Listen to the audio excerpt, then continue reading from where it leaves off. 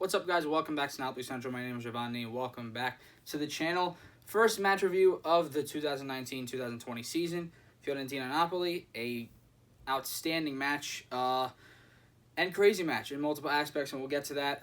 So hopefully I'll be able to make videos whenever I'm not working on the weekends. So let's get right into it. I mean, if you're new to the channel, do subscribe, like the video. I really do appreciate it. And as you see from the channel titles, this is all Napoli channel. So if you're a Napoli fan or want to stay up to date with Napoli, just do subscribe. But let's get right into it. I mean, it was a crazy match from the start. Opening minutes, Fiorentina get a penalty, which probably in recent years probably would never be a penalty, even with VAR, because of the way it was. It kind of seemed, incidental. Zielinski's, it hits his arm slightly, but with the new interpretation to the rules, basically it's supposed to be that any type of handball in the box is going to be given as a penalty against you, and so if that's going to be the way it is, that was a pen. Now, the thing is, it's going to be interesting to see, will the referees be consistent with this throughout the year? Are they going to call every one of those pens? And we'll have to see as the year goes on, because it's, it's kind of a cheap pen, but the way the rules are now, then that's what they're going to call it.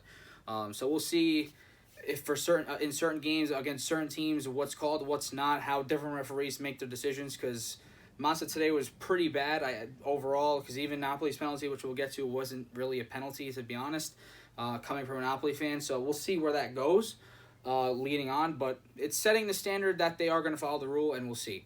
But Pulgar puts the penalty away pretty easily. Fiorentina's up early, and then Mertens equalizes it later in the half, probably between the 30th and 40th minute. I can't remember the times.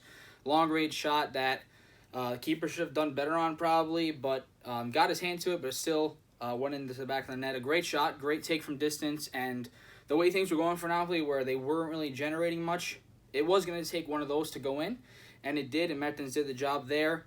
And then before the half ended, a couple minutes before, Insigne gets a penalty, or Mertens drew a penalty. That wasn't a penalty either, if you ask me, depending, any way you look at it. I hope no Napoli fans would take that as a penalty, because it was pretty much, him drawing the contact from the foot, him kind of selling it very well. And I think maybe it was just kind of a makeup call, because, I don't know, because the first pen shouldn't really have been a pen, or, in older days wouldn't have been a pen, and maybe he was breaking it even. So listen, Napoli fans, I don't think we should complain about VAR anytime soon, because we caught a break there and we scored to make it 2-1 going to the half. I mean, first half overall, though, Fiorentina, just way better. I mean, Napoli couldn't make any passes on the ground, very sloppy. The defense was very sloppy. They went into the half with a lead because they were able to get it together in the last 10 minutes to make things happen. But it was brutal to watch. I mean, it was very sloppy, and that's what you expect from a first game, which first game of the season. I understand that, because it's finally getting to serious competition. It's not a friendly anymore. Things matter. But it was brutal to watch. I mean, there was plenty of people who just didn't play up to their standards, even throughout the whole game. Even in the second half, they didn't live up to that.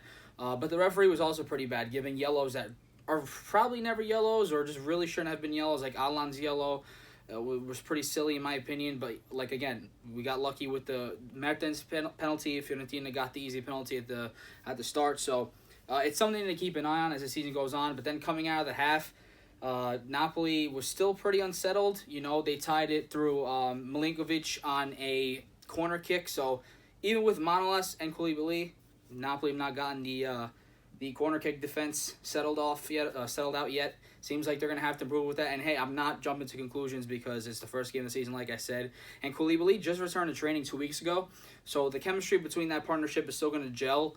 And I'll give it time, to judge on that defense. But today was just, very sloppy. But corner kick given up, goal scored by Milenkovic. And then Napoli goes back ahead through Callejon, a beautiful pass from Insigne, which we'll get to in a second, because he was absolutely brilliant today. Pass to Callejon down the right wing. And Callejon takes it first time into the far post. Great finish. Glad to see him finishing those chances, and we needed that. Went up 3-2. What happens next? Kevin Prince Boateng comes off the bench. About 4 or 5 minutes later, scores a great goal as well from outside the area, into the far post, dinks off the post, into the net. 3-3 at that point, and it's just like, what else is going to happen at this point? Because it's just incredible. A couple minutes later, beautiful play. I think it was started by Zielinski, if I'm not mistaken. Either way, ball passed out to Callejon on the wing. Callejon hits it back across goal. No one's there. Insigne's there for the easy header, and Insigne finishes the match with the winner, 2 goals and 2 assists, which is incredible. For Napoli, hands down, a 10 out of 10 match for Insigne. Probably, I mean, it's not even debatable. Best player on the pitch for Napoli, won them the game today. I mean, to see him do that after last season where he starts hot, goes through a lull, and then comes back, and then, there's the transfer talk. To see him start off hot, look fresh, very important for Napoli. I think that it's just, we need him to keep going, and he showed a captain's worth today. He was worthy to be captain. And he put on that armband, and he showed that he was worthy to be captain and led the team to a win, because without him on that wing, it would have been problems. So, very excited to see that from him. Meret maybe could have done better on the corner, but, I mean, the marking was just terrible, so nothing much to say there. Lorenzo, I think, had a brutal game. Fiorentina was absolutely insane on the wing. I mean, these kids are going to be fun to watch. Chiesa had an amazing game. I hope to say his name is Sotil, if I'm not saying that wrong, on the right wing. Incredible game. That kid is like 20. Incredible game to see from him. He's going to be pretty good if he keeps up this way. But Di Lorenzo had trouble with his first official game as a Napoli player. So, again, nothing to judge yet. But he was getting caught out, a lot, and he also tries to go forward. So it's something it's fluid. It's going to keep building. But Fiorentina was impressive. I just want to give them that credit, that respect, because I think they were incredible today, making the most of their chances from the wing. They were going from inside the box, just creating out there, then moving to the middle. Incredible to see. Ribery made his debut for Fiorentina, about 15 minutes of action. Didn't do too much, although he almost drew a free kick right outside the box that Husai got away with. It wasn't called. I don't know if they checked very quickly, but nothing was called. The foul wasn't given, so Napoli ends up winning. Allan wasn't there his best today, but he also came back this month, so it's kind of rough on him. Hopefully he gets better. I'm sure he will get better. Obviously, I'm just saying the training is not fully there yet. Fabian didn't look good today at all, in my opinion. Didn't look good, but again, something to see from him moving on. It's just, I think that these guys are finally moving into, hey, it's serious now. We got to be ready. And hopefully they get it together for Juve next week, because that's a huge match. But Manolas, Koulibaly is going to take some time too, I think. I hope it works out. I'm sure it will. But it's all just very fluid. But Insigne, by far the best player on the pitch. Mertens and Callejon did well as well. And Callejon started off rough on that right wing and then got it together and really did well and picked it back up. So I'm just happy we got the win. It's an important road win. 3 points on the road, always to start a season, is incredibly important. And hopefully they continue it, going into Juve. I don't know. It's hard. It's another road matchup. But Juve, they beat Parma 1-0 today. So anything can happen. I mean, Napoli has done it in the past where they played really sloppy games, and then next game's a big game, tightened it up and played amazing. So we'll see what happens. For that game, I'll probably make a review on the day after collecting some thoughts. I won't even be home to watch the game, unfortunately, so I might have to watch a replay and then get back to you guys on that. But good to start with the win. We still got the 3 points. Got to tighten up that defense. It's a typical first game defense. Typical first game sloppiness. Nothing's going to happen right away.